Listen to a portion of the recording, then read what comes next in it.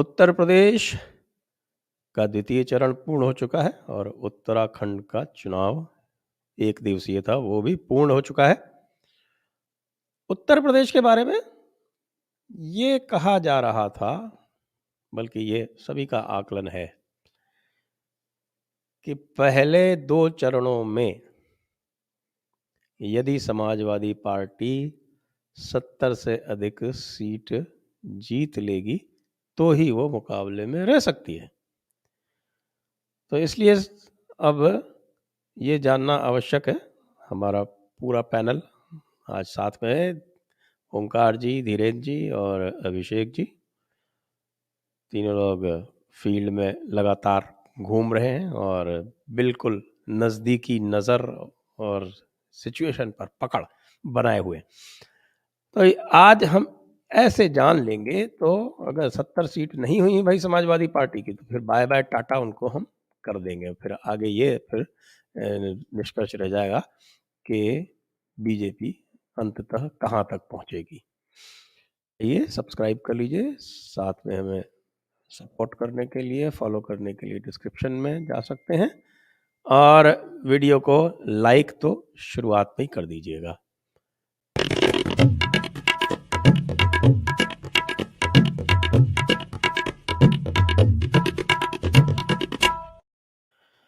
नमस्ते सभी दर्शकों को और स्वागत है ओंकार चौधरी जी का, धीरेन्द्र पुंडीर जी का और अभिषेक तिवारी जी का। आपने मेरी जो कमेंट थी वो सुनी होगी, इस पर आपका क्या विचार है ओंकार जी? वो परफेक्ट कमेंट है आपका और मैं पढ़ करके आनंद ले रहा था, आनंद की अनुभूति हो रही थी, क्योंकि ये 2 फेज के जो इलेक्शन निपटे हैं, इसके साथ तो बहुत कुछ निपट चुका है संजय जी। अब आप देख रहे होंगे वो सफेद और हरी टोपी वाले कितने बेचैन होकर के कभी यहाँ प्रेस कॉन्फ्रेंस कर रहे हैं, कभी वहाँ भटक रहे हैं। इसके अलावा वो आपके मुलायम सिंह यादव अभी 2 फेज में वो कहीं दिखाई नहीं दिए, लेकिन करहल पहुंच गए, क्योंकि हम और आप सब जानते हैं कि करहल से ही उनका एक तरीके से सामाजिक जीवन शुरू हुआ। एक शिक्षक के तौर पर जैन कॉलेज में वो अध्यापक थे और वहीं से उनके एक गुरु थे, जिन्होंने उनके पहलवानी के दांव भी सिखाए मुलायम सिंह को और फिर राजनीति में भी लेकर के आए। तो कर्म भूमि उनकी करहल, वहां से उनके सुपुत्र लड़ रहे हैं। लेकिन भारतीय जनता पार्टी ने जो दांव खेला बघेल को उतार करके, जो मुलायम सिंह के ही शिष्य रहे हैं, उनके एसपीओ रहे हैं, ये एक बड़ा दांव है। और कहीं ना कहीं समाजवादी कुनबे में एक असुरक्षा का भाव तो देखा जा रहा है। एक बड़ी दिलचस्प टिप्पणी धीरेन्द्र पुंडीर ने की थी कि कहीं नंदीग्राम तो नहीं बनने जा रहा है आपका ये करहल।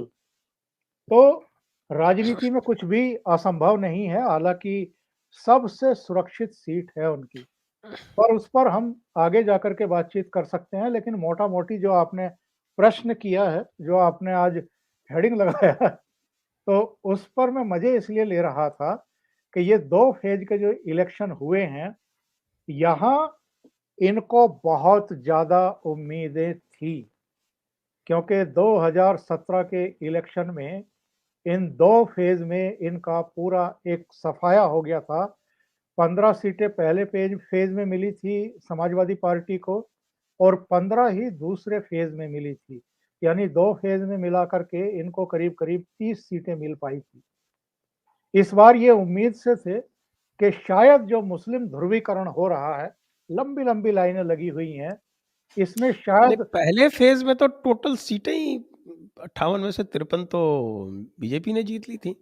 हाँ हाँ, दूसरे फेज में 15 मिली थी। यस, आप सही दूसरे कह में रहे हैं। 15 मिली थी इनको। हाँ, पहले फेज में तो 2 सीटें मिली थी शायद, हाँ और हाँ हाँ। और 2 ही कांग्रेस को मिली थी, 1 बसपा को मिली थी। आप जी सही कह जी। रहे हैं। सही जगह आपने टोक दिया, नहीं तो मैं एक्सप्रेस गति से जा रहा था। तो इनको दूसरे फेज में इनको 15 सीटें मिल पाई थी।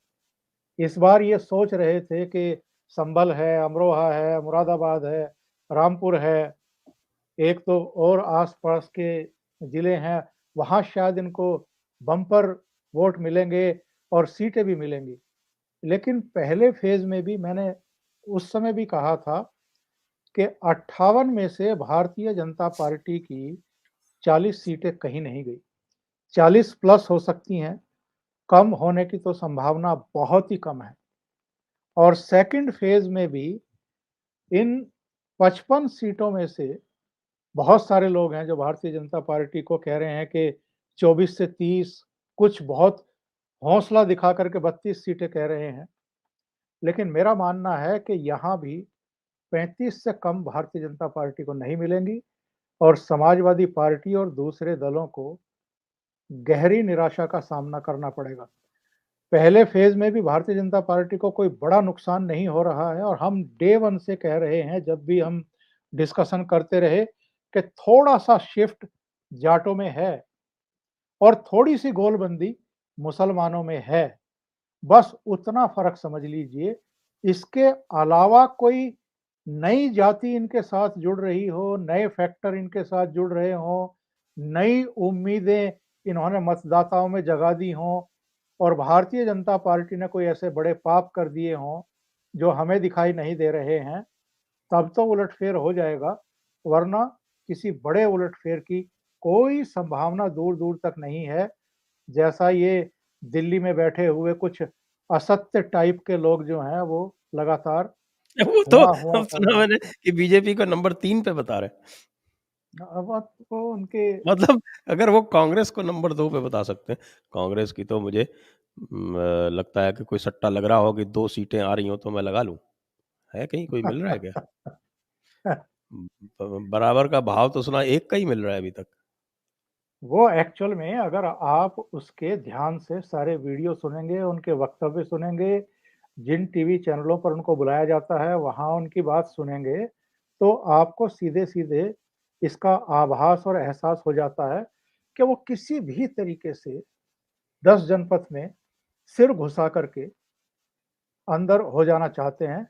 अब वो कांग्रेस वाले उनको भाव दे नहीं रहे हैं, क्योंकि कितनी मतलब वो चापलूसी करते हैं राहुल गांधी की, प्रियंका की, सोनिया गांधी की और वो किस तरह से एडामेंट दिखाई देते हैं।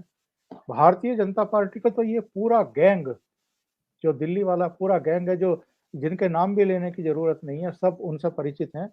ये तो 13-14 में भी हरा रहे थे भारतीय जनता पार्टी को, फिर 17 में भी हरा रहे थे, फिर 19 में भी हरा रहे थे। लेकिन चीलों के चाहने से पशु जो है वो तो मृत्यु को प्राप्त नहीं होते हैं। तो वही हाल इनका है कि ये हर चुनाव में यही प्रोपेगेंडा करते हैं, यही एजेंडा चलाते हैं और अल्टीमेटली जब रिजल्ट आते हैं तो कहते हैं कि ये तो ईवीएम का करिश्मा है। तो इसके अलावा फ्रस्ट्रेशन प्रदर्शित करने का कोई और तरीका तो है नहीं इनके पास में।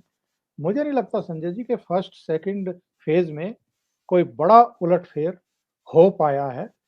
ट्रेंड कमोबेश वही है जो 2017 में था। थोड़ी-सी गोलबंदी इस बार मुसलमानों की हुई है। थोड़ा-सा कहीं-कहीं जाटों में, पश्चिम में पहले चरण में बिखराव देखने को मिला है। सेकंड फेज़ में वो भी नहीं दिखाई दिया। सेकंड फेज़ में जहाँ-जहाँ जाट हैं, वो भारतीय जनता पार्टी को वोट कास्ट करते हुए दिखाई दिए। जी, आइए चलिए अब धीरेन जी के पास चलते हैं। धीरेन जी, क्या टाटा बाय-बाय कर लें अब समाजवादी पार्टी को?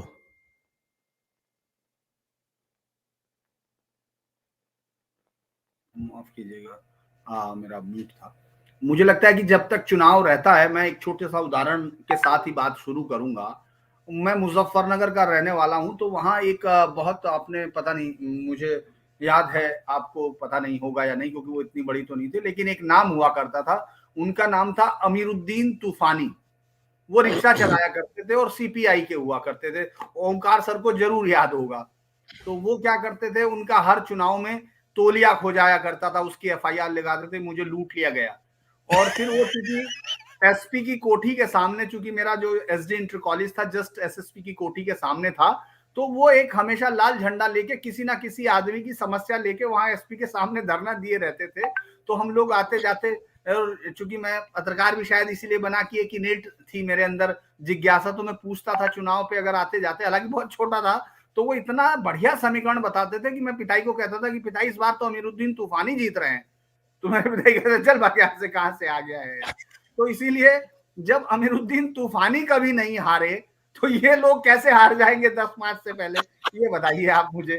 उनका तो मुझे लगता है कि हम लोगों को अमीरुद्दीन तूफानी हर चुनाव में मिलते हैं।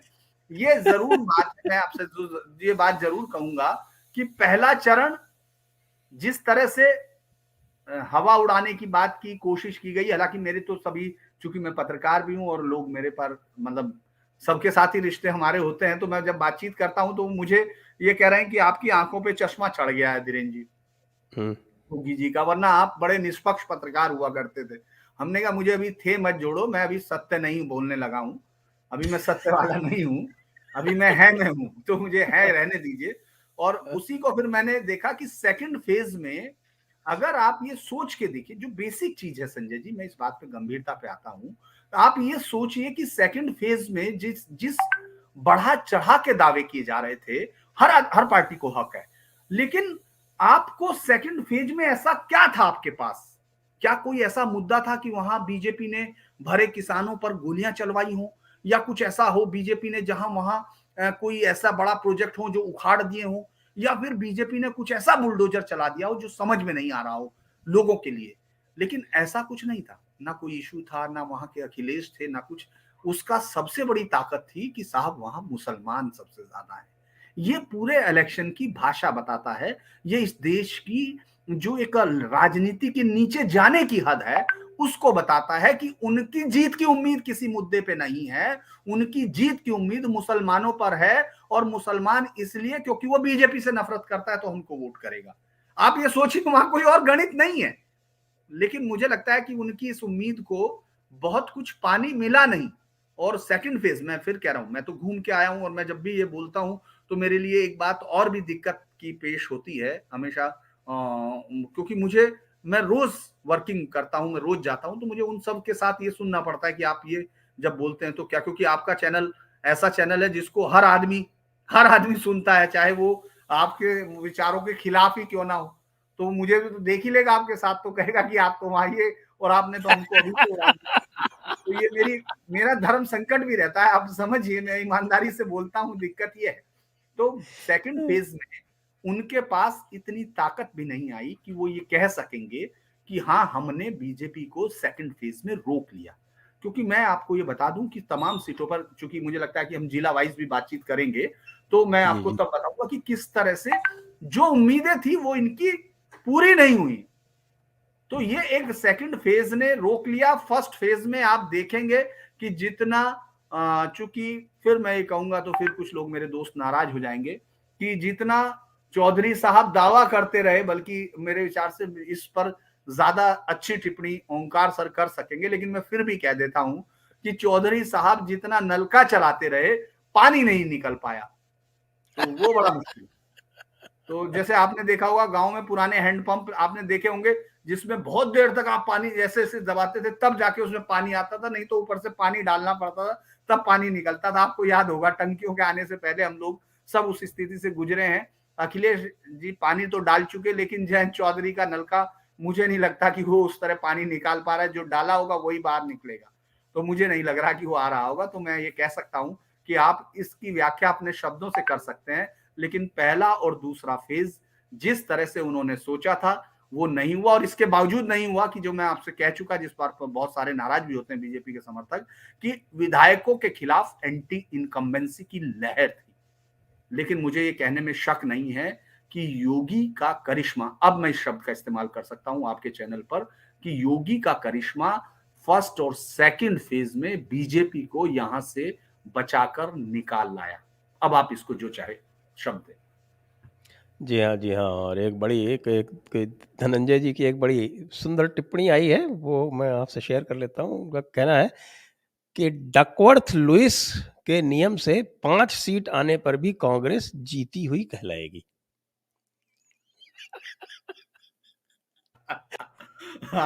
तो इस पूरे दोनों में मुझे लगता है कांग्रेस एक खैरागढ़ में लड़ती हुई दिख रही है, मैं सीट बोल देता हूं। और इसके अलावा एक सीट उन्होंने वहां देखी है कि बिलासपुर में वो कहीं लड़ेंगे, ये उन्होंने कहा है। एरन ये साहब मतलब को यहाँ पता जाके है। इन्हें आप बचाना आप है। आप और हम जो हैं कांग्रेस को बहुत हल्के में ले रहे हैं। नहीं, उनकी जो कांग्रेस स्टार प्रचारक है वो तो इतनी आश्वस्त हो गई यूपी से कि वो गोवा भी चली गई, वो उत्तराखंड भी चली गई, वो पंजाब में भी दिखाई दी, और आप लोग सीरियसली लेने को तैयार नहीं है कांग्रेस को। बताइए, नहीं, ये भी वो उसमें कह तो एक दिया कि और चीज ये है। भैया नहीं चाहिए हमको। मैं रोकते हुए कहूंगा कि जैसा अखिलेश यादव जी ने विश्वास दिखाया है, मैं उसको तो मान लेता हूं कि भाई उन्होंने दिखाया मुसलमानों पर, उससे बड़ा विश्वास यूपी के भैयाओं पे प्रियंका गांधी ने दिखाया है। कि चन्नी ने बताया कि कैसे यूपी के भैयाओं को रोकना है। वही यूपी के भैया जो बंगाल में गुंडे हो गए थे, उनको उन्होंने यहाँ ये बना दिया, और इसके बावजूद वो ताली बजाती रही। उनको लग रहा था कि हाँ ठीक है, यूपी के भैया तो हमारे भैया है, क्योंकि वो आपने देखा भाषण की शुरुआत राहुल गांधी तो भैया, और प्रियंका भी ऐसे ही बोलते हैं जी भैया। तो मुझे लगता है भैयाओं को चन्नी ने अच्छे से धोया। अब उनको धोया या उनका विश्वास क्या था, ये मुझे नहीं मालूम है। चलिए अब चलते हैं अभिषेक जी के पास।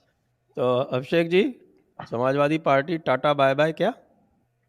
सबसे पहले आज धीरेन्द्र सर को मैं थैंक यू बोलूंगा, जो मैं पिछले 2 महीने सर जमीन पे घूम घूम के एक ही बात कह रहा हूँ कि योगी जी से बड़ा कोई इस वक्त यूपी में, उत्तर प्रदेश में कोई नेता नहीं है। और योगी जी अपने आप में इतने बड़े फिगर हो गए कि वहां पे विधायक के प्रति जो नाराजगी है वो गौण सी होती गई है। लेकिन सर मेरा सवाल आपके दर्शकों से भी है, और चूंकि दो सम्माननीय और बड़े पत्रकार है मुझसे,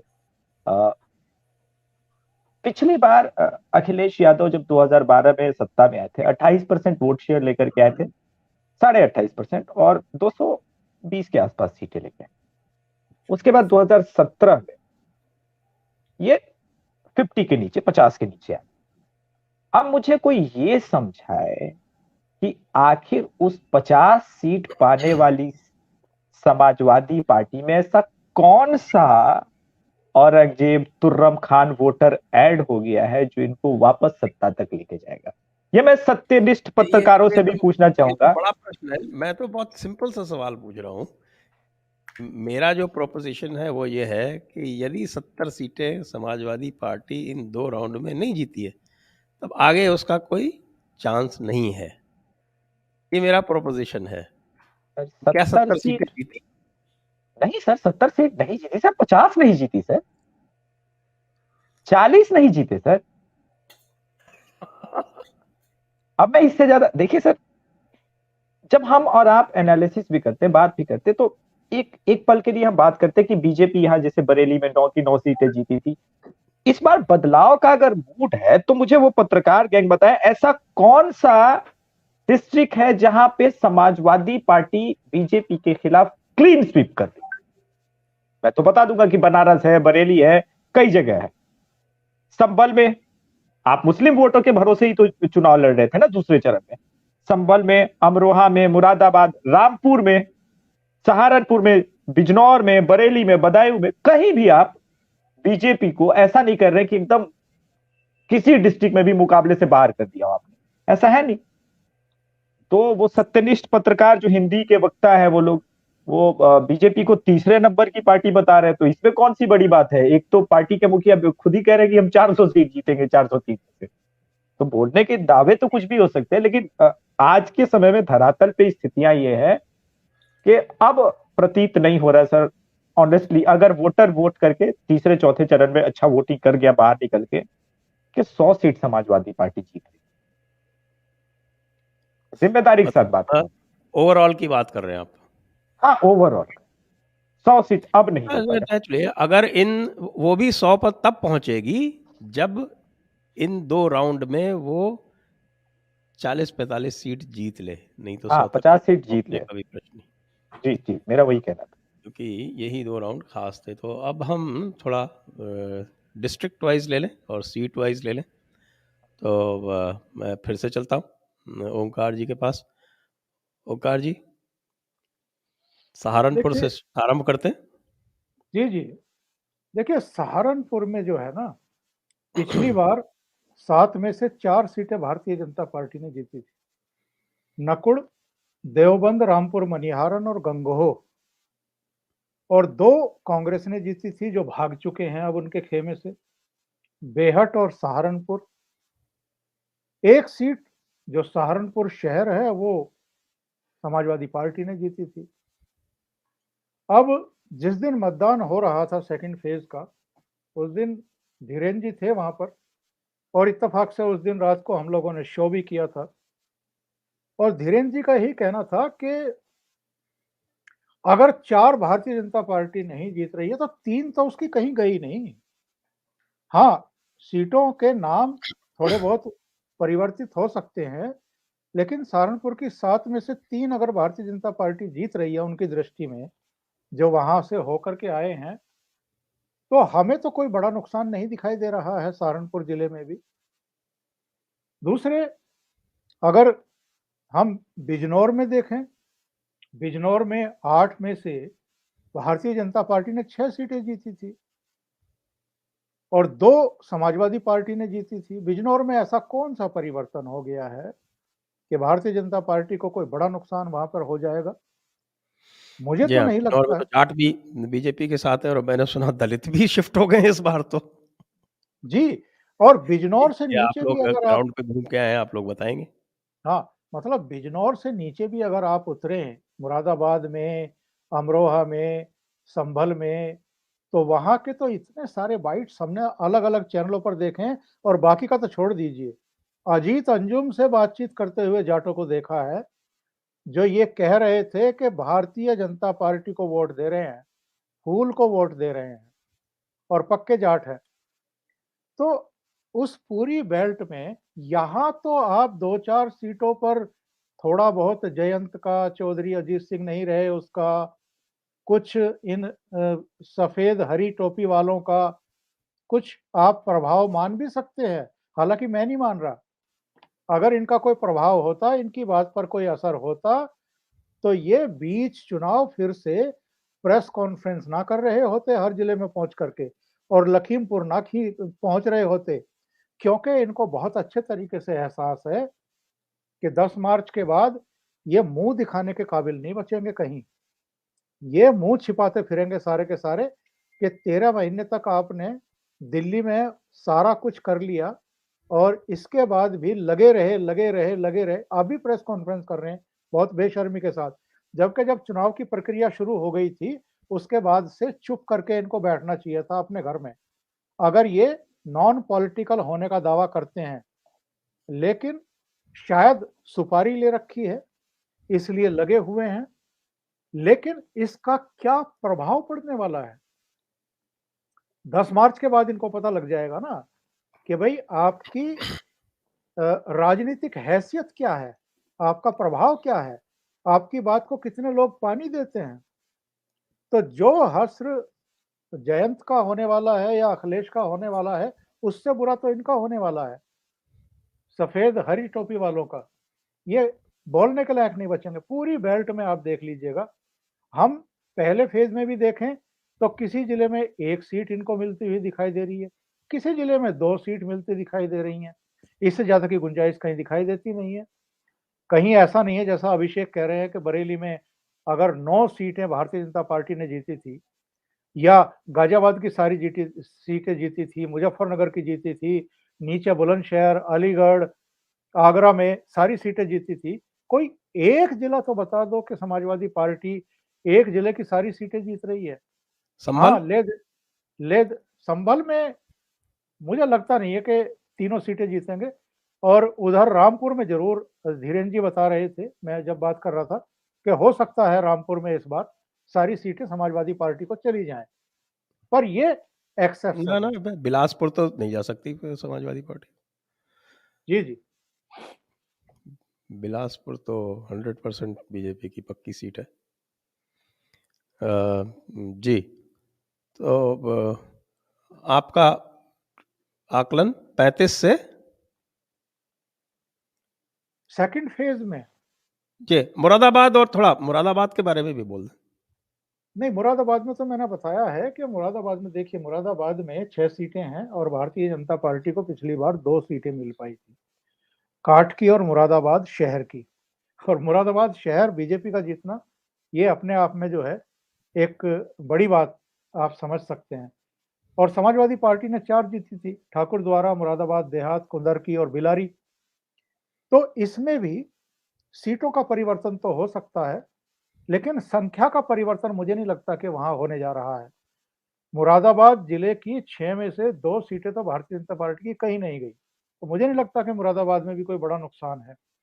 और संभल की जो मैं बता रहा था कि 4 सीटें हैं, उनमें से चंदौसी और गुन्नौर जीती थी भारतीय जनता पार्टी ने। असमौली और संभल जो है वो समाजवादी पार्टी के हिस्से में गई थी।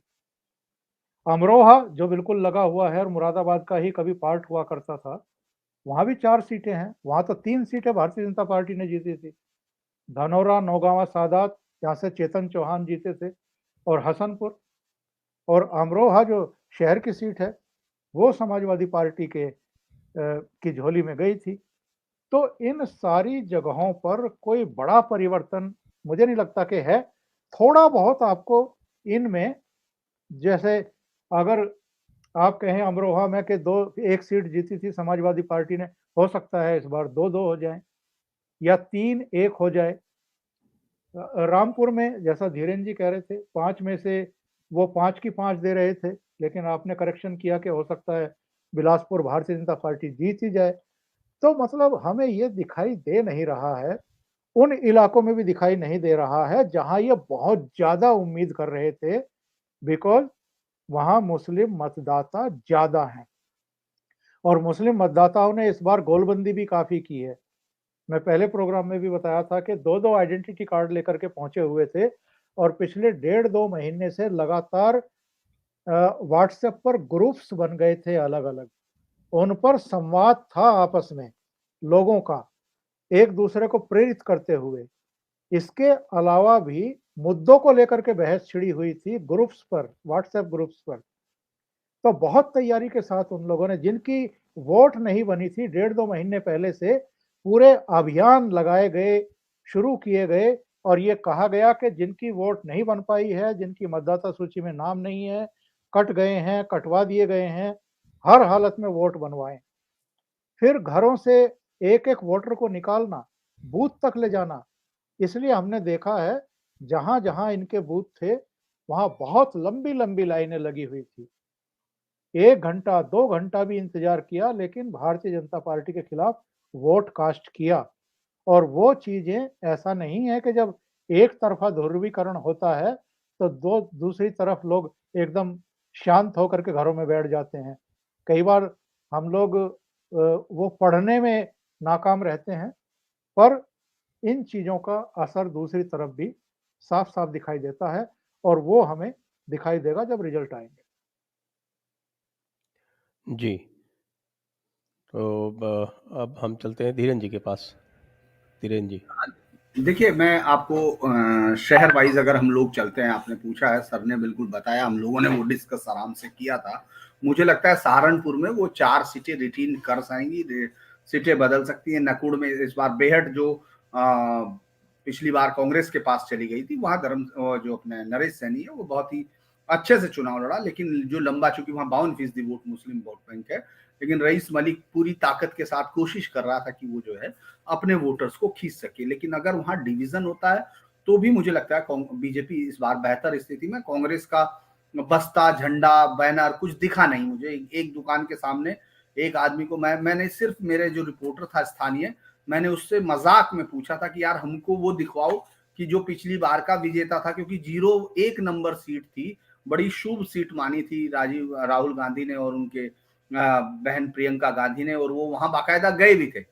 चूंकि तो वहां वो उनका झंडा मुझे एक दुकान के आगे मिला, तो मैंने पूछा, वो दरी नीचे बिछी हुई थी, कि वो लोग कहाँ चले गए। पता चला कि माफ कीजिएगा, कि साहब लोग तब जाएंगे जब कोई आया हो। तो कोई आया नहीं था, तो मुझे लगता है वो सीट भी ठीक ठाक लड़ी गई है। गंगोह में कोशिश हुई है कि उस सीट को दोबारा से कोशिश की जाए, वो ठीक लग रही है, वहां भी ठीक लड़े हैं।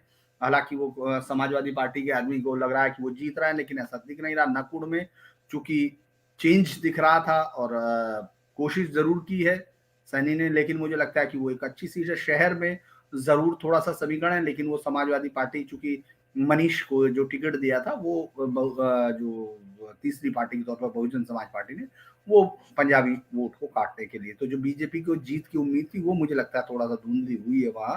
एक रामपुर मनियारन सीट जरूर बीजेपी एकदम से लूज करती हुई दिख रही है। अगर जीत जाती है तो वो चमत्कार होगा, क्योंकि जो डिवीजन है वोटों का वो बसपा और सपा में होता हुआ दिख रहा है, क्योंकि रिजर्व सीट है वो। इसके अलावा अगर आप देवबंद की बात करेंगे, देवबंद पहले याद होगा जब हम लोग डिस्कशन किया इसी में, तो मैंने बिल्कुल हारी हुई सीट मानी थी, क्योंकि वो बहुत वो है। लेकिन मुझे लगता है कि जो अंदरूनी लड़ाई थी, हालांकि जो कॉम्बिनेशन है, डेडली कॉम्बिनेशन है बसपा के पास, जो गुर्जर वोट है, जो बीजेपी के बहुत स्ट्रॉन्ग वोटर थे 22,000, वो उसके वोटर है, और प्लस जो 70,000 दलित है वो उसके पास है। मुस्लिम्स का थोड़ा आना चाहिए, लेकिन मुस्लिम्स का जो ज्यादातर झुकाव था वो कार्तिकेय के पास था, और कार्तिकेय के पास दूसरा कोई वोट नहीं है। तो इसीलिए दोबारा से ब्रजेश जो है माँ शाकुंभरी के दरबार में जाके मांग सकते हैं, और हो सकता है कि माँ प्रसन्न हो जाएं। तो इसीलिए मैं वो भी कह सकता हूँ। वो आप कह रहे थे कि ब्रजेश को जो है वो आपके राजपूतों के कई गांव जो है वो, हाँ, मैं यही आपको कह रहा ना कि अंत में क्या रहा कार्तिकेय वहां पे? तो मैं यही तो आपको कह रहा हूँ कि कार्तिकेय वोट ले नहीं पाया इसके बावजूद, क्योंकि अच्छा, योगी जी का आकर्षण जो है, मैंने इसीलिए कहा कि ये सीट दोबारा, मैंने खुद ही अपने आप स्वीकार किया आपसे कि हम लोग पहले जब चर्चा कर रहे थे तो मैंने ये कहा था कि वो श्योर शॉट हारी हुई सीट है। लेकिन हाँ, अब वो जो है थोड़ा सा खेल, मुझे लगता है जो पिछली बार का आपको याद होगा, पिछली बार में माजिद अली जो बसपा का था उसको 31% वोट मिले थे, और जो माविया अली था वो एसपी का था उसको 23 मिले थे, और वो 46 पे जीत गया था ब्रजेश। तो मुझे लगता है ब्रजेश को इस बार फिर वही संख्या याद आ जाएगी, और वो मुस्कुरा सकता है, देवव्रंद नाम के लिए फिर दोबारा लड़ने के लिए तैयार हो जाएगा। तो मुझे लगता है ये है। और उसके बाद फिर चारों तरफ ईवीएम जांच करने की मांग होगी कि हाँ, फिर वो देवबंद कैसे जांच जीत होगी। गई बीजेपी। हाँ, कि ये कैसे मुस्लिम बाहुल्य सीट से कैसे, ये सत्य सत्य बोलने वाले लोग सबसे पहले यही जाना है उनको, और कहीं जाना नहीं है। एक और मुझे अच्छा लगा आपने जब किया कि वो लोग कहाँ चले गए, तो बातचीत में ही मुझे याद आया, क्योंकि जब मैं बैठा था तो मैंने उसी दौरान ये शरारत कर दी थोड़ी सी। वो ये थी कि हमारे मित्र जो हैं इसी समय के, जो सबसे बड़े मित्र हैं, वो है योगेंद्र यादव जी। तो उन्होंने एक बहुत ही अच्छा, जब बातचीत आपसे शुरू हुई तभी उन्होंने ट्वीट किया था। उन्होंने कहा बीजेपी का वोट गाय चर गई, उत्तर प्रदेश के मुख्य जिलों का यात्रा अनुभव है, ये उन्होंने ट्वीट किया था। मैंने उनको कहा है, मैंने भी लिखा है कि मुझे आप में बहुत उम्मीद दिखाई देती है, क्योंकि आपका विश्वास बड़ा ही गजब है। मतलब ये सब लोग अभी जो पैसा मुझे लगता है पूरा नहीं हुआ है, तो उसका पूरी कोशिश कर रहे हैं। इसके बाद हम लोग चलते हैं बिजनौर की तरफ। बिजनौर में मैंने तो थोड़ा सा इतने सारे देख लिए, सब करवा लिए। हमारे तरफ से अभिषेक जी घूम रहे हैं, हमारे चिंतामणि जी भी अपने अलग तरीके से जिस तरह से वो करते हैं वो कर रहे हैं। ये तो कहीं मुद्दा ही नहीं दिखाई पड़ रहा गाय वाला। दरअसल ये जो है ये मुद्दे हुआ को, करता था, बातें तो खूब करते हैं लोग, लेकिन चुनाव में मुद्दा कहीं नहीं है। देखिए मैं फिर ये कह रहा हूँ कि लोग अपने तरीके से, हर में हम लोगों को ये समझना होता है जब हम फील्ड में होते हैं, कि जैसे ही मान लीजिए, मैं आपको एक उदाहरण देता हूँ, मैं हापुड़ में था। हापुड़ में मैं एक गांव में था, राजपूतों का गांव था। तो वहां बिल्कुल एकदम जहां हमने कैमरा लगाया उसके पीछे 8-10 जानवर, मतलब गायें जो छोड़ दी किसानों की, वो पीछे खेत में थी। वो गाय वो पूरा का पूरा गेहूं खा रही थी। और मैंने उनसे पूछा, जो वहां राजपूत ये साहब देखिए, खड़े थे, हमारे ऊपर भी चार्ज लग गया। कोई साहब कह रहे हैं कि साहब की जयपुर डायलॉग्स, धीरेन्द्र पुंडी, रोसियन नेटवर्क के, इन्होंने सबने करोड़ों रुपए लिए हैं बीजेपी से। अरे भैया यार, फिर नौकरी काहे करेंगे। वो अकाउंट मुझे बता दो, अगर संजय जी को मिला है तो मुझे पता नहीं चला, मेरा हिस्सा नहीं आया है। इसीलिए इस आदमी को मैं पंच बनाता हूँ सर, इसको कह दीजिए मेरा पंच है। वो तो मैं ये बता रहा हूँ कि उसके बाद अगर आप, मैंने उससे पूछा, उन जो राजपूत खड़े थे, कि भाई ये मुद्दा नहीं है क्या, क्योंकि वो योगी जी गा रहे थे। हमने कहा ये मुद्दा नहीं। तो उन्होंने एक बड़ा, मतलब ऐसा जवाब है जो मुझे लगाता है जातीय राजनीति या पार्टी में क्या होता है। उन्होंने कहा साहब इनको भगवान ने नौकरी तो दी नहीं, ये तो ऐसे ही खाएंगे भाई साहब, ये कहाँ जाएंगी। तो जिसको मतलब उसका इतना मासूम सा जवाब था कि साहब इनको तो हाथ पैर दिए नहीं भगवान ने, तो और उसने एक और बात जोड़ी, कहन भाई साहब आपको एक बात बताऊं, आप चाहे मानो ना मानो, जिस खेत में ये खा जाना उसमें फसल औरों से बढ़िया होती है। तो ये अच्छा, मुद्दा सिर्फ पार्टी के लिए अलग होता है। बिजनौर में हम लोग आगे घुसते हैं। बिजनौर में इस बार बीजेपी को 2 सीटों का नुकसान हो सकता है बस। मतलब जो पहले नुकसान था उसमें 2 सीटों का नुकसान और हो सकता है, लेकिन बीजेपी 4 सीटों के साथ, मतलब जहां उनको, इसलिए क्योंकि सबसे खतरनाक कॉम्बिनेशन इसी जिले में, ये वो जिले हैं जहां उन्होंने अपने आप को ये मान लिया था कि हम सफाया कर रहे हैं, और जो भारतीय किसान यूनियन के तमाम पदाधिकारी हैं इस जिले से इतनी उम्मीदें लगाए हुए थे कि इतनी उम्मीदें तो शायद ही किसी को दूसरे से होंगी, लेकिन वहां कुछ नहीं है। इसके बाद आप अमरोहा घुसते हैं तो अमरोहा में 3 सीटों में से 2 सीटें अभी भी बीजेपी रिटेन करती हुई दिख रही है। तीसरी, क्योंकि वहां डिवीजन हुआ है, वोट का डिवीजन हुआ है, और जो मैंने पहले भी आपको बताया था, जो पंजाबी जाट वहां है उन्होंने वोट किया है, पूरा बीजेपी को ठोक के वोट किया है, उसमें कोई उनका नहीं है। उससे बाद हम आगे की तरफ जब मुरादाबाद में बढ़ते हैं तो 2 सीटें हैं जो वापस आ रही हैं बीजेपी के पास, सीटों का वो बदल रहा है, सीटों का दूसरा चीज है, जैसे वो उस तरफ बढ़ रही है सीट, एक सीट ठाकुर द्वारा की तरफ, और वो सीटें बदल सकती है, लेकिन 2 संख्या है, उसमें कोई कम नहीं है।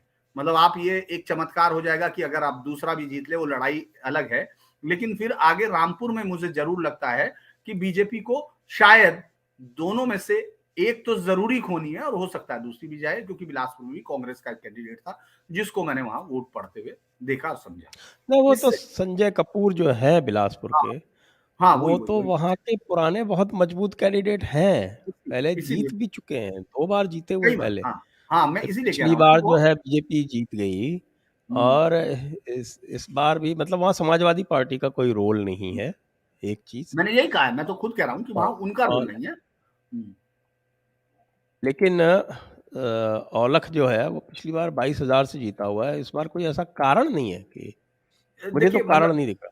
चलिए अभी अभी, अभिषेक जी से भी पूछेंगे, इनके भी हाँ, फौजें फिर वहाँ वो लगी हुई आगे की तरफ अगर आप बढ़ जाएंगे तो रामपुर में तो है कि इस बार मुझे नहीं लग रहा कि बीजेपी अगर बचा ले तो बचा ले, क्योंकि वोट, ऐसा वोट बहुत है जो वहां सामने नहीं बोलता, क्योंकि वहां है इस तरह का माहौल। आप जाते हैं तो देखते हैं, जैसे स्वार में, उसमें दिखता है कि जैसे मुस्लिम पॉपुलेशन इस तरह से है कि वहां जब हम लोग बात कर रहे थे तो बहुत कम लोग खुल रहे थे, वो है। लेकिन फिर आप बरेली में, मुझे नहीं लगता कि आप बहुत बड़ा डेंट लगा पाए होंगे। बहुत बड़ा डेंट लगाने की बात दूर है, आप शायद 2 सीट झटक सकते हैं अगर ज्यादा से ज्यादा आपने झटकी।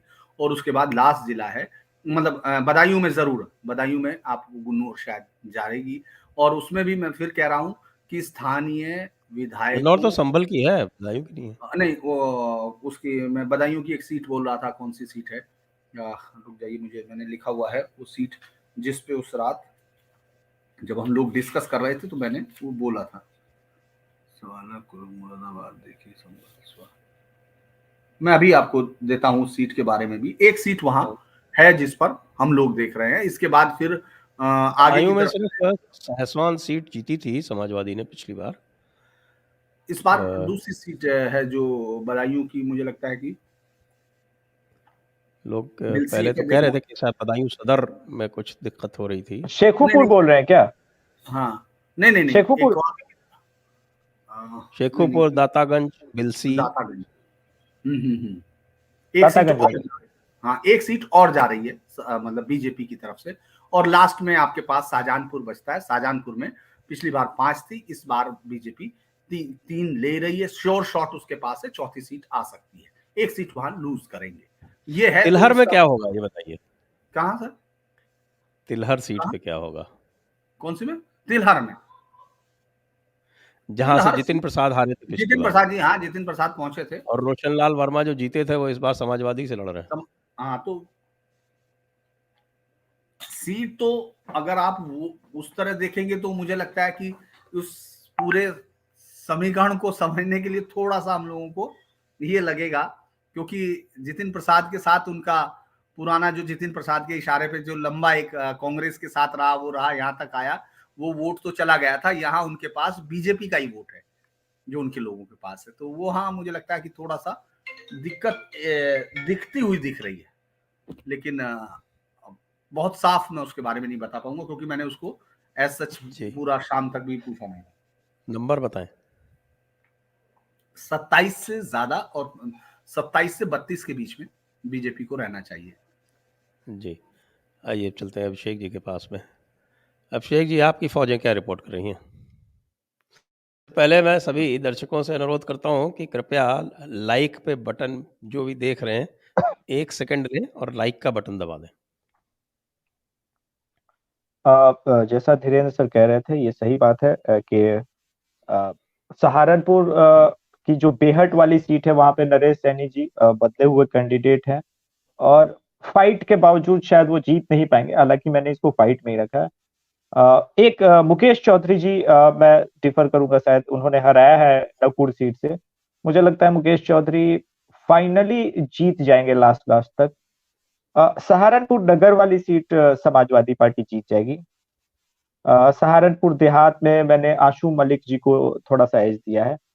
देवबंद में हमारी टीम को ऐसा लगता है कि बीजेपी वापस, और रामपुर मनिहारन से देवेंद्र नीम जी खड़े हैं, वो श्योर शॉट जीतेंगे। गंगोह पे चौधरी यशपाल सिंह जी खड़े हैं, तो वो थोड़ा सा लग रहा है, मतलब फाइट में ही है लेकिन दे सकते हैं। इसके बाद हाँ, कितने इसके बाद कितने में हुए? आप सर हमारे हिसाब से सहारनपुर में जो है बीजेपी 4 जीत सकती है या 5 जीत सकती है, 4 तो अच्छा, कहीं नहीं कह सकते। चलिए बिजनौर आए। बिजनौर में सर हमारी हिसाब से सर 4 श्योर है और एक थोड़ा सा बिजनौर का एक 2 सीट जो है, एक वो मैंने चांदपुर वाला थोड़ा सा डाउट लग रहा था, मतलब 5 तो इसमें सॉरी बिजनौर का हमारे पास, एक सेकंड सर, हाँ बिजनौर का सर 8 में से जो है 5 श्योर है सर, ऐसा लग रहा है। जी, अच्छा फिर अमरोहा अमरोहा पहले बोलूं या संभल बोलूं, दोनों ही लैपटॉप पे सामने हैं। हाँ, संभल से बोलिए सर कोई। संभल से 1 सीट ऐसा लग रहा है बीजेपी जीतेगी सर। अमरोहा में 2 सीटें, कौन बरेली सी? में सर, बिजनौर? हाँ जी, जी, और इसके अलावा सर रामपुर में वही 1 सीट बीजेपी जीतती हुई नजर आ रही है, वो भी सर अगर जीत जाए जैसा धीरेन्द्र सर बोल रहे हैं तो हमारे लिए विन विन सिचुएशन है। रामपुर एक ऐसी जगह है जहां से मुझे बहुत ज्यादा होप नहीं दिख रही है, लेकिन मुरादाबाद में सर ठीक बोल रहे थे। इस बार मैंने ऐसा लग रहा है कि मेरे हिसाब से हमारी टीम के अनुसार एक तो कांट जीत जाएगी, शहर जीत जाएगी, और ठाकुर द्वारा पे भी जो है सर बीजेपी हो सकता है जीत जाए, तो कोई बड़ी बात नहीं होगी। अब जी। सर बचा हमारे पास इसके बाद अमरोहा? जो बचा, हाँ अमरोहा ला रहा हूँ सर, एक सेकंड। अमरोहा ये सर अमरोहा से हमारे पास जो डेटा है उसके अनुसार 2 सीट बीजेपी शायद जीत जाए, और अमरोहा से 2 ही मैक्सिमम जीत सकते हैं। बदायूं मैंने बता दिया है सर, बदायूं में 4 सीट हम जीत रहे हैं, और शाहजहांपुर में भी 4 सीट जीते हैं सर। टोटली हमारा 32 सीट जबलपुर ऐसा आप लग लोग रहा है। अंडर एस्टिमेट कर रहे हैं थोड़ा। कहाँ पे बदायूं को? शाहजहानपुर में, क्योंकि शाहजहानपुर में मैं पढ़ा हूँ 3 साल। हाँ हाँ नहीं सर ठीक है सर, लेकिन मुझे नहीं लग रहा है कि शाहजहांपुर में इस बार वैसे हालात नहीं है सर। क्या है ना, देखिए इस बार एक बात तो मैं कहूंगा सर कि इंडिविजुअल जितना सीट्स हैं जोर, आपके पास शाहजहानपुर की? हाँ शाहजहांपुर की है सर, एक सेकंड, 6 सीटें हैं। 6 सीटें सर, आंवला, काटरा, जलालाबाद, तिलहर, पुवाया, शाहजहांपुर और दौल।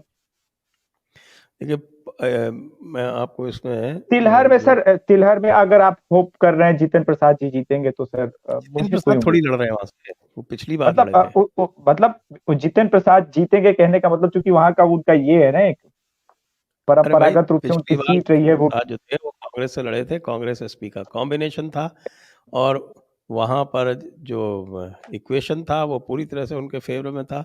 यादवों ने उनको वोट नहीं दी, वो हार गए।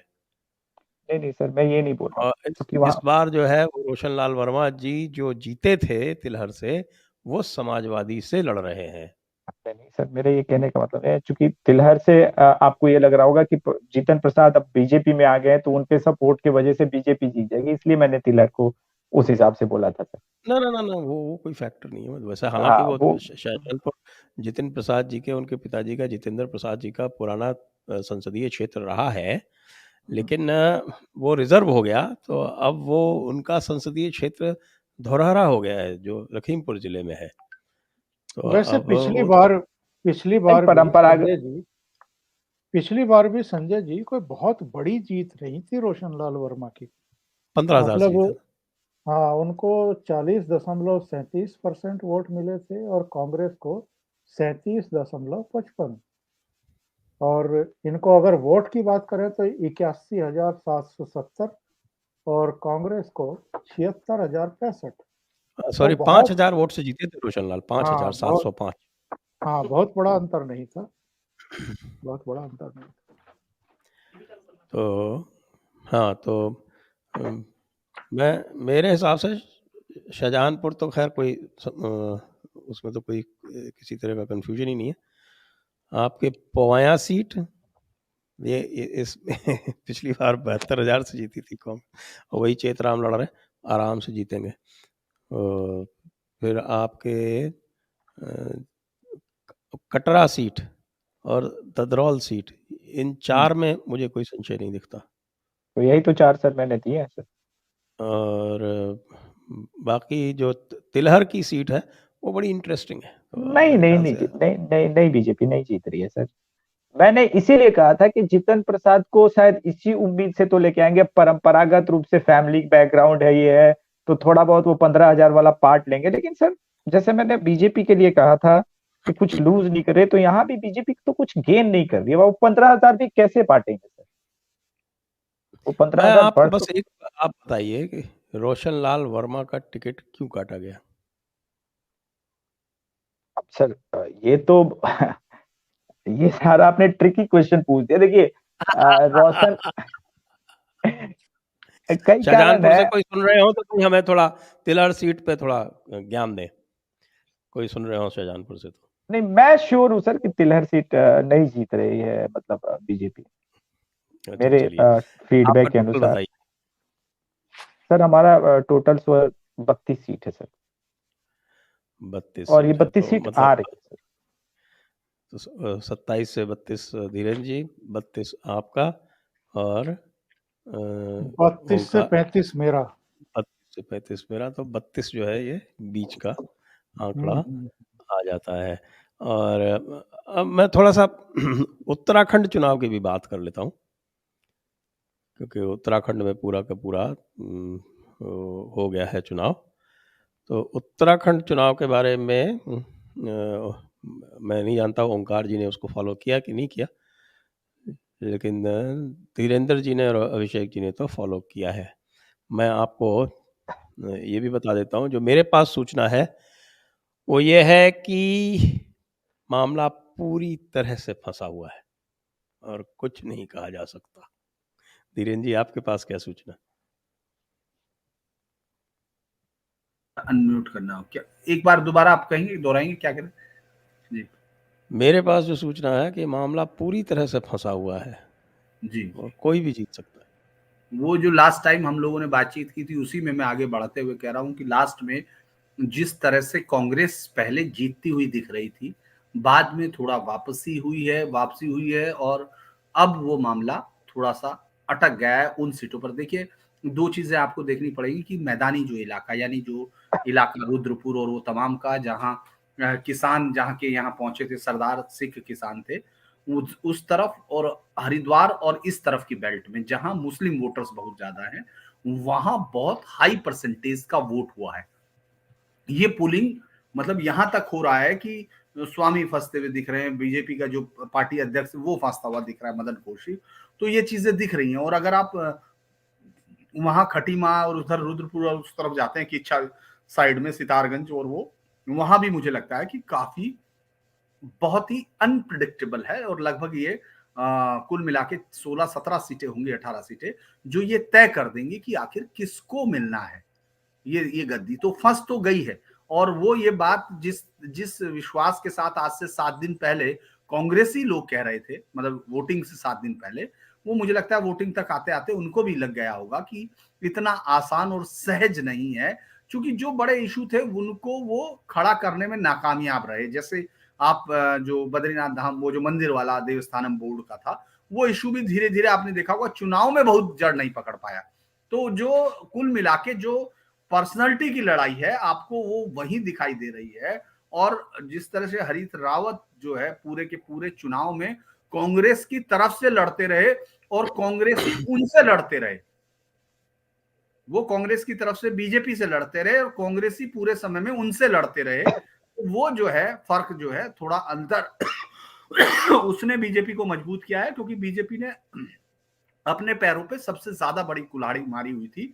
एक कोई सरकार एक बार एक कार्यकाल में 3 मुख्यमंत्री बदल दे तो ये यकीनन आप वोट मांगने जब जाते हो तो आपके पास कोई फेस नहीं होता, क्योंकि 3.5 साल तक जिस मुख्यमंत्री ने काम किया उसको तो आपने हटा दिया ये कहते हुए कि ये नकारा है।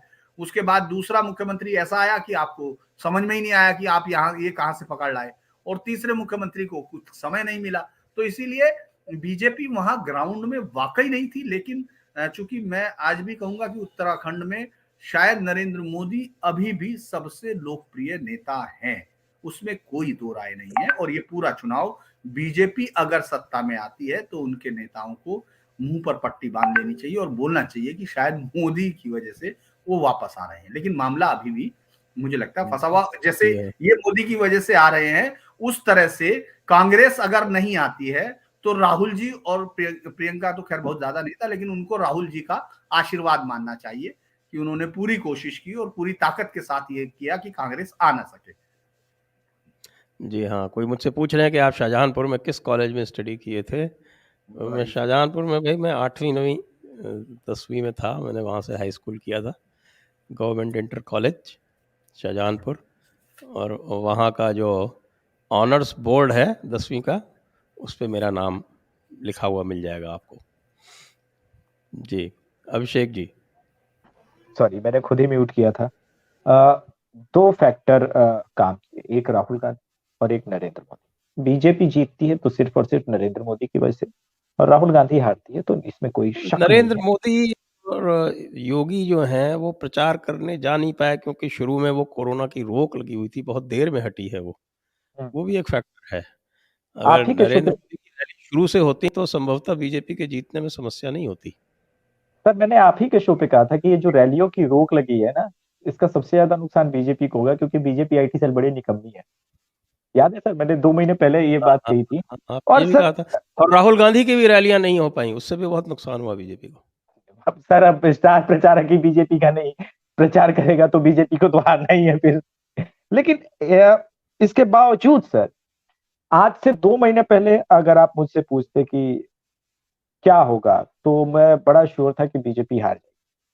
15 दिन पहले फाइट में आई, और वोटिंग के दिन तक जो हमारे पास सागर भाई वहां चूंकि रिपोर्टिंग कर रहे थे और अकेले वही काफी है, तो उनके अनुसार ऐसा लग रहा है कि शायद बीजेपी मैजिक फिगर जो है वो टच कर जाएगी। लेकिन ये बड़े दुख की बात है, जो पार्टी क्लीन स्वीप कर रही थी वो मोदी के प्रचार और मोदी के नाम पे किसी भी प्रकार से जीत रही है। और एक और थैंक्स सर बीजेपी को कहना पड़ेगा, सारा एंटी इनकम्बेंसी वोट तो आम आदमी पार्टी ले गई ना सर। सारा भले न सही कि एक बहुत बड़ा चंक तो आम आदमी पार्टी उत्तराखंड में ले गई। और ये अगर आप समझिए, हर विधानसभा पे 3-3, 4-4 हजार वोट काट लिए उसने, तो कितना बड़ा फायदा किया है भारतीय जनता पार्टी को आम आदमी पार्टी ने, इसका अंदाजा तो अब बी टीम लोग कहते भी है कांग्रेसी की।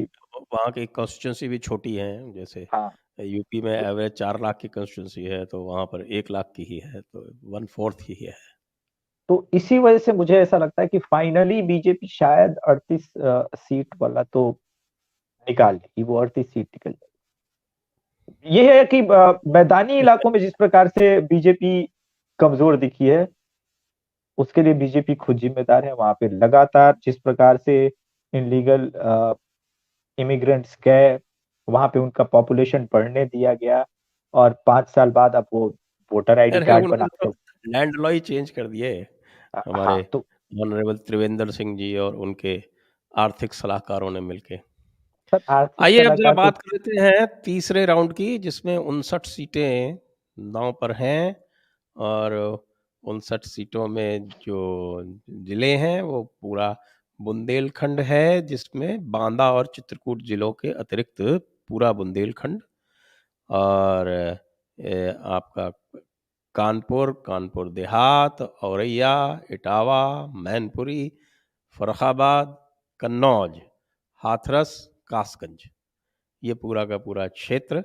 और मैं ओंकार जी से सबसे पहले अनुरोध करूंगा कि एक संक्षिप्त अपनी टिप्पणी इस पर दे दें। 49 सीटें 59 में से भाजपा ने जीती थीं। ये तो और गढ़ है, ये तो गढ़ है हमसे बीजेपी का। मुझे तो कोई ये जो तो इक्वेशंस हैं समीकरणों में कोई अंतर दिख नहीं रहा पिछली बार से। जी बिल्कुल बिल्कुल सही कह रहे हैं, इसीलिए मैंने कहा कि ये बीजेपी का गढ़ है। और मुझे लगता नहीं है कि यहाँ पे उस तरह की ये लोग अफवाहें भी उड़ा पाएंगे जैसी फर्स्ट फेज और सेकंड फेज के लिए इन्होंने जम करके उड़ाई थी। सारे जिलों में आप किसी में भी चले जाइए, वहाँ इनका कुछ नहीं दिखाई देता है। इटावा हाँ, तक में फिरोजाबाद भी है, एक मैं भूल गया बोलना। हाँ हाँ, तो इटावा तक में जो है इनके पैर उखड़ गए थे पिछली बार, बाकी का तो छोड़ ही दीजिए। और जिस तरह के हालात हैं, उसमें मुझे तो नहीं लगता कि कोई नुकसान इस फेज़ में भारतीय जनता पार्टी को होने वाला है। भारतीय जनता पार्टी यहाँ से मजबूत होकर के निकलेगी और जो हेडिंग आज आपने लगाया है, वो सत्य सिद्ध होगा। आशुतोष वाला सत्य नहीं, संजीव दीक्षित वाला सत्य। और ये लास्ट फेज तक अब ऐसे ही जाना है। ये टेक ऑफ है यहाँ से पूरी तरीके से। टेक ऑफ तो 2 चरणों में भी हो गया है, लेकिन इसमें तो ठीक तरीके से टेक ऑफ होगा। जी, धीरेन्द्र जी म्यूट है आप। पिछली बार बीजेपी ने यहाँ पूरा एक तरह से सफाया ही किया, ठीक ठाक 38 सीटों पर कीजिए, शायद 38 ही है जहां तक मुझे 59 में से 49 49 सीट है। तो वो जो है 8 सीटें फिर उसमें उनके पास है और 1 सीट शायद किसी और के पास गई थी। और इस बार 31 सीटों पर नंबर 2 पर समाजवादी पार्टी थी। तो मुझे लगता है ये वो जगह है जहां इससे पहले 2012 में आप देखेंगे तो बीजेपी बहुत ताकत में नहीं थी। यानी जो सारे समीकरण बने हैं वो उस समय मोदी जी की लोकप्रियता के सहारे बने हैं और उसके बाद योगी जी का काम है। तो मुझे एक चीज जरूर लगती है जो हम लोग डिस्कस भी कर रहे थे कि लॉ एंड ऑर्डर का मुद्दा यहाँ कितना इंपॉर्टेंट रहेगा ये देखना होगा, क्योंकि इस पूरे इलाके में जैसे मैनपुरी है, एटा है, इटावा है, औरैया है, इन तमाम जगह में आप भी जानते हैं कि किस तरह से जो एक जातिगत डोमिनेंस है वो शो किया जाता है। और आने के गुंडई बाद बहुत है यहाँ पर। जी, जिस तरह की जो चीजें आई हैं, मैं आपको कह सकता हूं कि करहल में आपको जो वोट देना भी चाहता होगा बीजेपी को, बोलते वक्त घबराएगा, उसको एक ताकत चाहिए होगी खड़े होने की। तो वो चीजें मिली है, लेकिन जिस तरह से टिकटों का बंटवारा है, जिस तरह से चीजें हैं, मुझे कई बार ये लगता है कि बहुत बार बहुत जगह पर शायद वो इतना बड़ा रोल प्ले ना करे, लेकिन कहीं कहीं वो रोल प्ले करेगा। तो मैं अभी देखूंगा कि सीट पर, चूंकि मैं अभी वोटिंग पैटर्न जरूर देखना पड़ेगा, लेकिन ये जरूर है कि बीजेपी कोई ऐसा चीज नहीं है आई उसके अगेंस्ट में जो इस क्षेत्र से उसको उसी तरह अलग कर दे। क्योंकि यहां भी जैसे वेस्टर्न यूपी में पहले फेज में आपने कहा कि मेरे पास जाट है, मेरी जीत का गणित क्या है कि मेरे पास जाट है। दूसरे में आप आए तो कहा कि मेरे पास मुसलमान है। तो तीसरे में आप कह रहे हैं कि मेरे पास यादव है। तो उसका जवाब जो है मुझे लगता है देखना होगा। और ये बड़ा इंटरेस्टिंग है, क्यों मुलायम सिंह आज आए और क्यों उनका गुस्सा, अखिलेश यादव इतने गुस्से में है, ये बात हमको समझ में नहीं आ रही है कि वो पुलिस वाले तमाम चीजें वो ये बता नहीं पा रहे हैं उन लोगों को कि वो क्या कर रहे हैं। वो गुस्से में क्या ये अपने लोगों को कंट्रोल कर रहे हैं या उन पर गुस्सा कर रहे हैं, ये समझ में नहीं आ रहा, या पुलिस वालों पर गुस्सा कर रहे हैं। ये सब चीजें फर्क जरूर डालेंगी। लेकिन जैसे मैं कह रहा हूं कि भदौरिया जो आशा इटावा की जिसने जीत हासिल की थी, अगर आप देखेंगे तो लोगों के अंदर ना जो विधायकों के खिलाफ है, अब वो उसके पीछे अलग से हम लोग डिस्कस कर सकते हैं कि बहुत सारे कारण क्या रहेंगे। बहुत समय तो योगी जी की कार्यशैली ऐसी रही कि उन्होंने डीएम और एसपी को इतनी ताकत दे दी कि वो नहीं विधायक खड़े ही नहीं हो पाए अगर कोई खड़ा भी होना चाहता होगा। और 90% विधायकों ने कि हमारे हाथ में क्या आ रहा है, इस बात पर जब कुछ आ ही नहीं रहा तो उन्होंने अपना आराम से झांझ मंजीरा बजाना अपने घर में शुरू कर दिया, जिसका नुकसान उनको झेलना पड़ रहा है। ऐसा भी आपको दिख रहा है। तो मुझे लगता है कि समाजवादी पार्टी के पास ऐसा कोई गठबंधन, तो चूंकि अब यहाँ कोई गठबंधन का शब्द तो आप इस्तेमाल करेंगे नहीं, क्योंकि गठबंधन में तो खत्म हो गया, गंगा पार किया अपना। अब वो वहां से एक लड़का रह गया, 2 में से अब एक लड़का आगे तक जाएगा, क्योंकि एक लड़का तो पीछे रह गया, गंगा के इस तरफ रह और गया। पिछली बार तो हाँ, 7वें राउंड में इन्होंने अच्छा किया था, हाँ, लेकिन 7वें राउंड में, छठे राउंड में इस बार निषाद जो है पार्टी पूरी की पूरी, जिसने पिछली बार 5.5 लाख वोट लिए थे और उस पूरे क्षेत्र में जो 72 सीटें लड़े थे उसमें 4% उनके वोट थे, वो बीजेपी के साथ हैं इस बार। तो इस बार 7वें राउंड में भी उम्मीद कम है। हालांकि वो उनका ये कहना बैठे है हुए कि जौनपुर में, ये बताएंगे वहाँ 7वें उन्होंने राउंड की। कहा था कि 7वें राउंड तक में जाके बीजेपी को वोट बैंक पे भूत और वो सब मिलेंगे, ये अभी अखिलेश जी ने कहा है। तो आपने 7वें राउंड की अभी बात कर ली, मुझे लगता है आप अखिलेश जी के किसी बात को आप सुने बिना छोड़ेंगे नहीं।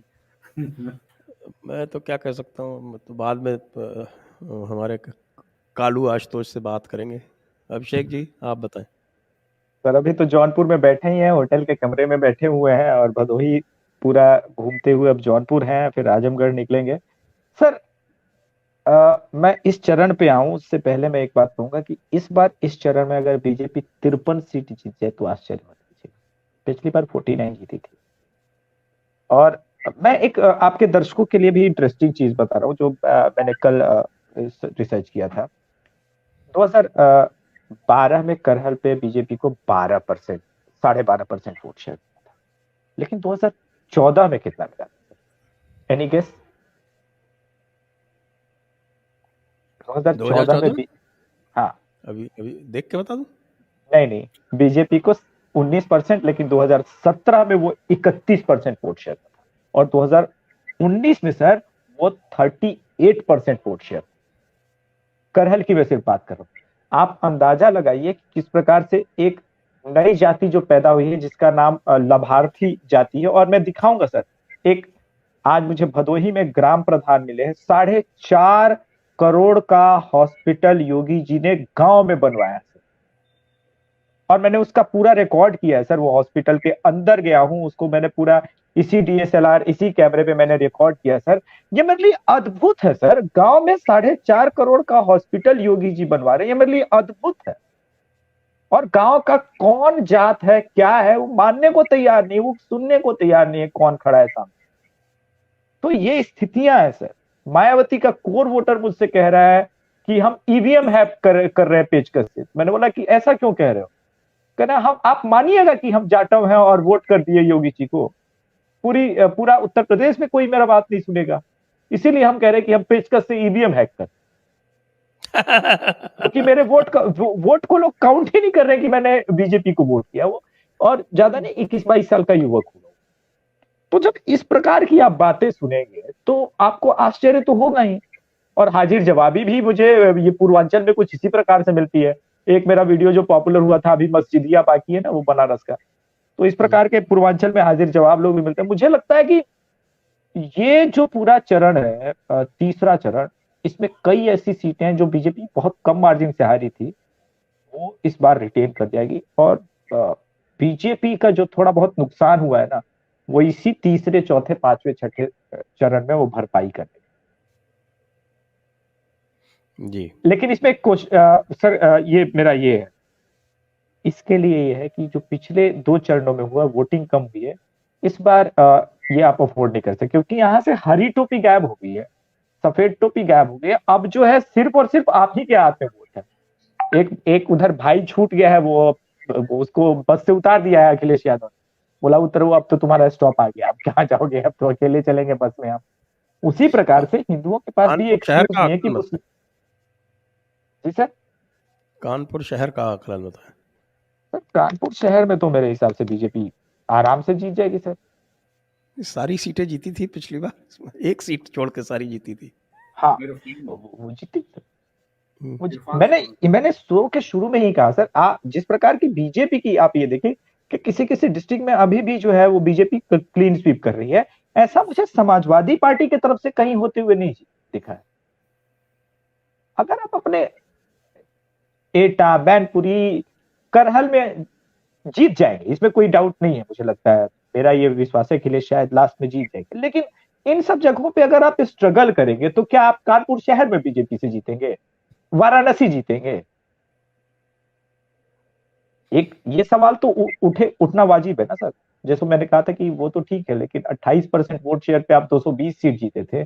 मैं और एक अंतिम प्रश्न आप लोगों से पूछ लेता हूँ कि जो भी दर्शकों के प्रश्न आए वो कुछ विशेष नहीं है, कोई एक दो होंगे तो मैं गेस्ट से कहूँगा कोई जो बेस्ट प्रश्न हो एक दो वो ले लें।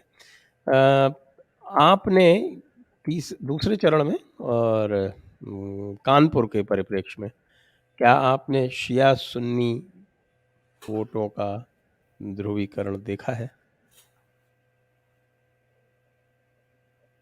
सर वो तो लखनऊ में भी है और कानपुर में भी है। रामपुर, मुरादाबाद, संभल सर अगर ये नहीं होता तो मैं आपके दर्शकों से भी एक बात पूछता हूँ, ये जो आम आदमी पार्टी के 14 मैं ठीक है उनके वोट नहीं होंगे, 1000 वोट तो होगा, व्यक्तिगत वोट तो होता है।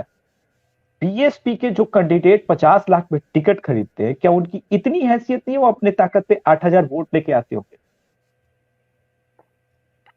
तो वोटों का तो डिवीजन साफ साफ है, ऐसा नहीं है कि नहीं है। हाँ, जो लोग 100% वोट एक साइड को दे देते हैं उनसे बड़ा मूर्ख कोई नहीं हो सकता। जो आदमी 50 लाख रुपया, सोचिए एक जो है बीएसपी के लिए कि 50 लाख रुपए दे करके आप मान लीजिए मुरादाबाद से ही कोई टिकट ली है, बीएसपी से ली है, तो क्या उसकी इतनी हैसियत नहीं होगी जो 50 लाख रुपए खर्च करेगा उसके 10,000 उसके अपने पॉकेट के वोट हों? और वो किसके वोट होंगे अगर वो मुसलमान है तो ये सारी चीजें जो है बहुत आसानी से वो सत्यवादी मीडिया चैनल के जो है वो आदमी जो है इग्नोर कर जाते हैं, बोले बीजेपी 3rd पोजीशन पे। आपकी मर्जी हुजूर, बीजेपी तो 786, समाजवादी पार्टी को आज सर मैंने 786 सीटें दे दी सर, लकी नंबर है। दीजिए दीजिए दीजिए 786 आपने वो बुक तो नहीं कर दी कि जन्नत मनत में 786 सीटें दे दी? तो अब सर इतना तो है सर, नमाज पढ़े है, चादर चढ़ा है बाप दादा ने, तो दोजख में नहीं जाएंगे ये तो गारंटी है ना।